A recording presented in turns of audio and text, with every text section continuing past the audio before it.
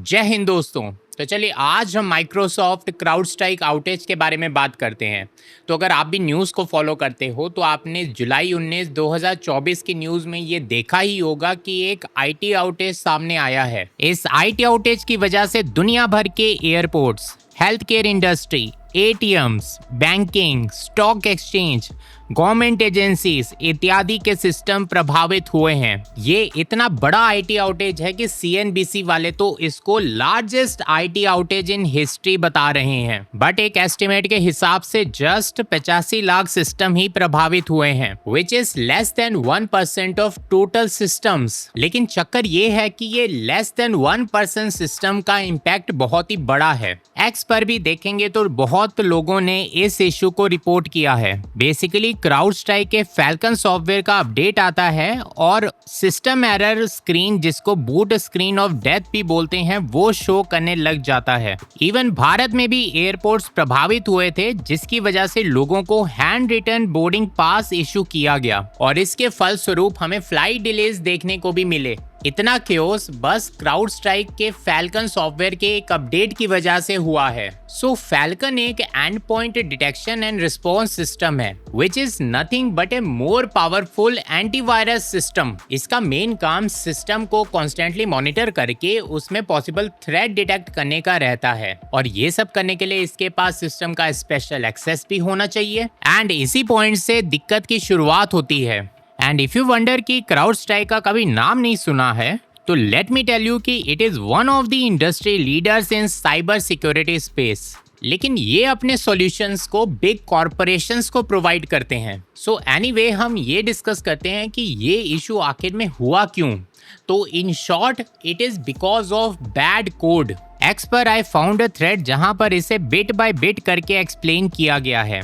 मैं डिस्क्रिप्शन में लिंक दे रहा हूँ, you can read that thing. So if I tell you the crux ना, तो ये बंदा बताना चाहता है कि ये पर्टिकुलर प्रोग्राम उस मेमोरी लोकेशन को एक्सेस करना चाहता है जो रिजर्व्ड मेमोरी कैटेगरी में आता है। साथ ही में ये प्रोग्राम एक नल ऑब्जेक्ट को एक्सेस करने की कोशिश कर रहा है। And this thing is a mistake of a programmer कि उसने नल चेक कंडीशन को इम्प्लीमेंट ही नहीं किया है। अब नॉर्मल कंडीशन में विंडोज को कभी भी ऐसा सिचुएशन फेस करना होता है तो वो सिंपली प्रोग्राम को बंद कर देता है, लेकिन ये पर्टिकुलर प्रोग्राम के पास प्रिविलेज एक्सेस है and this thing is acting like a system driver. अब सिस्टम ड्राइवर में अगर कोई दिक्कत आती है तो विंडोज को ऐसा लगता है कि भाई सिस्टम में कुछ ना कुछ तो लोचा हो रहा है, और इसकी वजह से ही you see blue screen of death screen. अब इसका फिक्स भी बताया गया है कि कैसे सेफ मोड में लॉगिंग करके you can delete one of the files.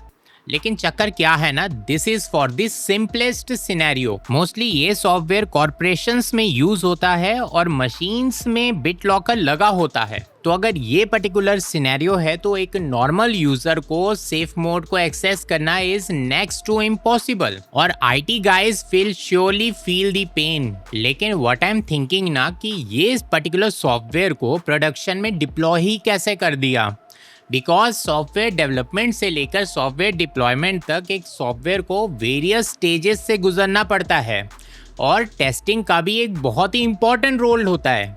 तो क्या इनके ऑर्गेनाइजेशन में सही से टेस्टिंग नहीं हो रही है? और सोचने वाली तो ये भी बात है कि माइक्रोसॉफ्ट ने अपनी पॉलिसी को इतना इजी कैसे बना दिया है कि एक पर्टिकुलर सॉफ्टवेयर के अपडेट से पूरे सिस्टम की लंका लग जाती है। और इस पर्टिकुलर इवेंट से हमें ये चीज़ भी पता चलता है कि हमारे पास एक बैकअप सिस्टम होना बहुत ही ज़्यादा ज़रूरी है। इन केस अगर फ्यूचर में हमें कोई ऐसा इश्यू सामने भी आता है तो हम उस बैकअप सिस्टम के ऊपर स्विच करके आराम से अपने काम को कर सकते हैं। अब इस इवेंट की ग्रेविटी इतनी ज़्यादा है ना कि लोग इसे तो साइबर अटैक तक बोल रहे थे, लेकिन थैंक गॉड ये एक साइबर अटैक नहीं है, और इसकी पुष्टि इस क्राउडस्ट्राइक कंपनी के सीईओ ने भी की है। बट एक बात तो पक्की है कि माइक्रोसॉफ्ट को भी इस इवेंट के बाद अपनी पॉलिसी को रिवाइज करना चाहिए ताकि फ्यूचर में ऐसे इवेंट फिर से हमें ना दिखें। अब भारत के दृष्टिकोण से भी देखा जाए तो इसका इम्पैक्ट तो पड़ा, लेकिन वो लार्ज स्केल पर नहीं था। एयरपोर्ट्स पे हमें डिलेज भी देखने को मिले, लेकिन अगर बाकी देशों से कंपेयर किया जाए तो उसका इम्पैक्ट थोड़ा कम था। Same it goes with the banking sector as well. अभी करंट सिचुएशन देखी जाए तो कंपनी असिस्टेंस प्रोवाइड करने में जुटी हुई है। बाकी और तो कुछ सुनने में नहीं आया है। रही बात भारत की, तो प्रीटी मच सब कुछ रिस्टोर हो चुका है। अब आप क्या सोचते हैं इसके बारे में, वो आप मुझे कमेंट सेक्शन में बताना। आई होप आपको ये वाली वीडियो पसंद आई होगी। अगर पसंद आई होगी तो लाइक कर देना। चैनल पे पहली बार आए तो इस चैनल को सब्सक्राइब कर देना। मैं मिलता हूँ बहुत जल्द बहुत से अमेजिंग कंटेंट के साथ। तब तक के लिए जय हिंद।